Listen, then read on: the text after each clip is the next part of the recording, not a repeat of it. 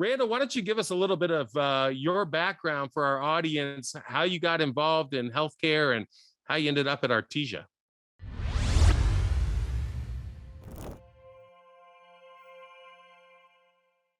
Well, that's a long story.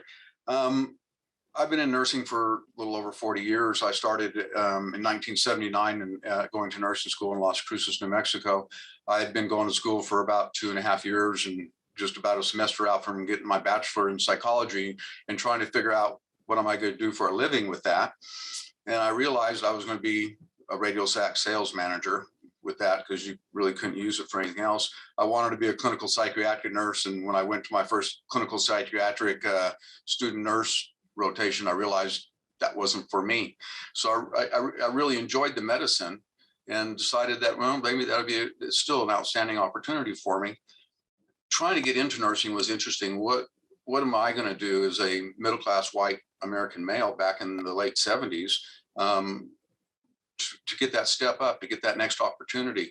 And so I looked at nursing, and one of the reasons that I chose nursing is I could be a minority, which is a really unique situation for a middle-class white guy.